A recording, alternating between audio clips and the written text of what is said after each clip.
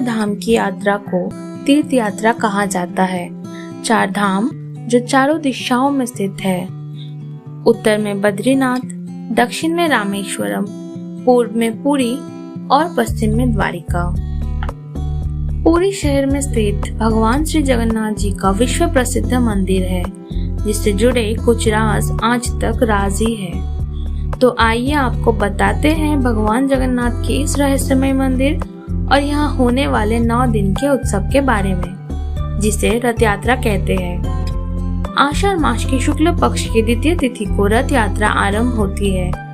बड़े धूमधाम से ढोल नगाड़ा बजा के भक्तगण रथों को खींचते हैं। कहा जाता है भगवान श्री जगन्नाथ बड़े भाई बलभद्र और बहन सुभद्रा अपने मासी के घर रहने जाते हैं गुंडीचा मंदिर में, और 9 दिन के दिन वो अपने मुख्य मंदिर में लौट आते हैं, जिसे उल्टे रथ के हिसाब से भी मनाया जाता है। श्री कृष्ण जी के बड़े भाई बलभद्र जी के रथ को तालध्वज कहते हैं और देव दलना देवी सुभद्रा जी के रथ को कहते हैं। भगवान जगन्नाथ के रथ को नंदी घोष या गरुड़ध्वज कहते हैं। 16 पहियों के साथ ये रथ दुनिया का सबसे विशाल रथ कहलाता है। जगन्नाथपुरी के अलावा इतने विशाल रथ और कहीं नहीं बनाई जाती है। जगन्नाथपुरी में मध्यकाल से ही बड़े धूमधाम से रथ यात्रा निकाली जाती है। इस रथ की रस्सियों को खींचने और छूने मात्र के लिए पूरी दुनिया से श्रद्धालु यहाँ आते हैं। उत्सव के समय आस्था और विश्वास के साथ पूरी तरह सुसज्जित इस यात्रा का नजारा भी भव्य दिखाई देता है।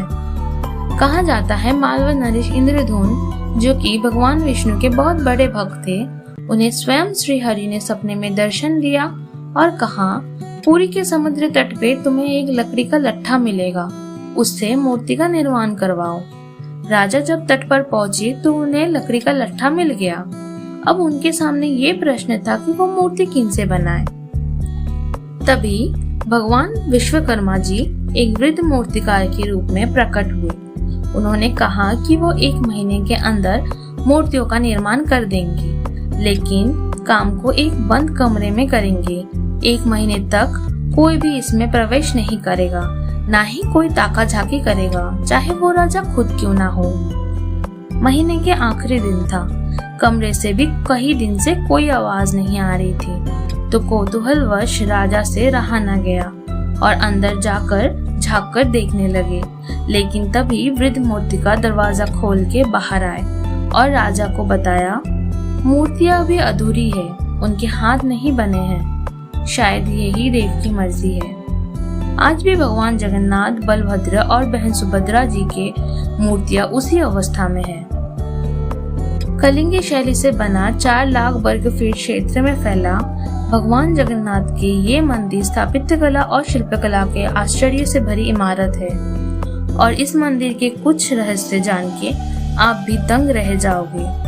कहते हैं समुद्र नजदीक होते हुए भी मंदिर के अंदर समुद्र का कोई भी आवाज नहीं सुनाई देता है।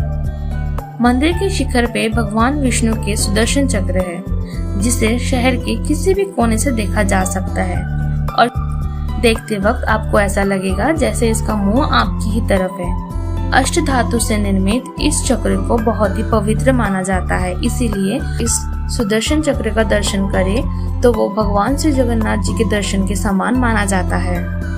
जगन्नाथ मंदिर के सबसे बड़ा रहस्य है कि मंदिर के शिखर पर जो ध्वज है वो हमेशा हवा के विपरीत ओर लहराता है। ऐसा क्यों होता है ये अभी तक रहस्य ही बना है। और एक अद्भुत बात है इस ध्वज से जुड़ी कि ये ध्वज हर रोज एक पुजारी मंदिर के 45 मंजिला शिखर पर चढ़कर ध्वज को बदलता है, और माना जाता है अगर ये नहीं बदला गया तो मंदिर 18 साल के लिए बंद हो जाएगा। वैसे तो आम तौर पे मंदिरों के ऊपर या शिखर पे पक्षी देखी जाती है, मगर जगन्नाथ मंदिर के ऊपर से कोई पक्षी ना तो गुजरती है ना ही बैठती है। अगर रोशनी है तो छाया अनिवार्य है, लेकिन इस मंदिर के ऊपरी हिस्से विज्ञान के इस नियम को चुनौती देते हुए दिन के किसी भी समय इसकी परछाई नहीं नजर आती है। अब अगर हम रसोई की बात करें तो श्री जगन्नाथ मंदिर की रसोई दुनिया की सबसे बड़ी रसोई मानी जाती है। इसमें एक साथ 500 के करीब रसोई है और 300 के आसपास सहयोगी मिलके भगवान के प्रसाद को तैयार किया जाता है। हैरानी की बात तो ये है कि मंदिर के प्रसाद हमेशा 10,000 लोगों के लिए ही बनता है, लेकिन भक्त लाखों में हो या हजारों में हो, प्रसाद ना तो कभी कम होता है ना ही कभी ज्यादा। भगवान की मूर्तियां नीम के पेड़ के तने को इस्तेमाल करके बनाई जाती हैं और उसकी पूजा की जाती है, पर इसी नीम के पेड़ की चुनाव भी बड़ा कठिन होता है। उस पेड़ से चंदन की खुशबू आनी चाहिए और फिर उस पेड़ की पूजा की जाती है, हवन की जाती है, फिर उस पेड़ को काटा जाता है। हर 12 साल में, कभी कभी 19 साल में भी जगन्नाथ जी का नव कलेवर स्थापित होता है। नई मूर्ति स्थापन के लिए मंदिर के एक पुजारी के आंखों में और हाथ में पट्टी बांध दी जाती है ताकि वो श्री कृष्ण के हृदय को स्थानांतर कर सके। ऐसा करते वक्त अगर वो अपने पट्टी खोलते हैं तो उनका वही मौत होना निश्चित है। तो ये थे कुछ जानी अनजानी रहस्य और जगन्नाथ पुरी के बारे में। और अगर आपने अभी तक हमारे चैनल को सब्सक्राइब नहीं किया है तो जल्दी से सब्सक्राइब करें और वीडियोस को लाइक शेयर जरूर करें। मिलते हैं अगले वीडियो में। Till then good bye.